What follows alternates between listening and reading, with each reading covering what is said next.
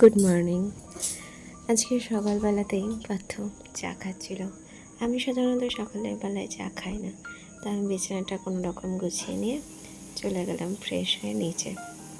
তো এখানে আজকে মাছ রান্নার দায়িত্বটা পার্থ নিয়েছে। পার্থ এদিকে রান্নাবান্না করছিল, আর বাইরে বৃষ্টি হচ্ছিল মাঝে মধ্যে, আর মেঘলা ওয়েদার ছিল বাকি সময়।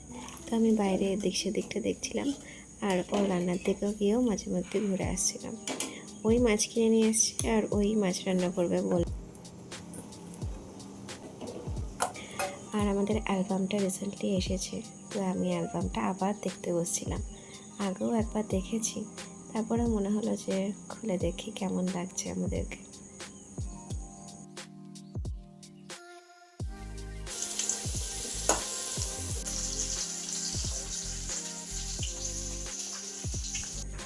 বেলার দিকে খেপু এসেছিল, আর খেপু আসলেই এখন আমাদের বারান্দায় যে বিড়ালের বাচ্চা দুটো হয়েছে তাদেরকে দেখে, আস্তে আস্তে চুপি চুপি জানলা খুলে দেখে।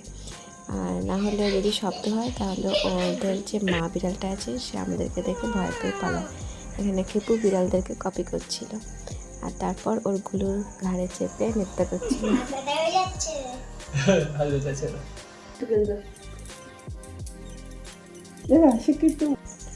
সন্ধ্যাবেলায় আমরা এবারই এসে মোমো খেয়েছিলাম। পার্থ মোমো নিয়ে আসলো, আর আমার তখনই মনে পড়লো যে বিয়ের গিফটে একটা মোমো সেট পেয়েছিলাম, কিন্তু খুলে একটু হলেও হতাশ হয়েছি।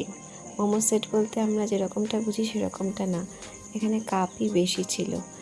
কিন্তু ঠিক আছে, চলো, এতে মোমো আর সস ঢেলে খেয়েছিলাম। মোমোগুলো যেখান থেকে প্রতিদিন আনা হয়, প্রতিদিন না মানে যখন আনি বেশিরভাগ ক্ষেত্রে ওই একই দোকান থেকেই আনি, এটাই আমার বেশ ভালো লাগে খেতে। আজকের মতো টাটা।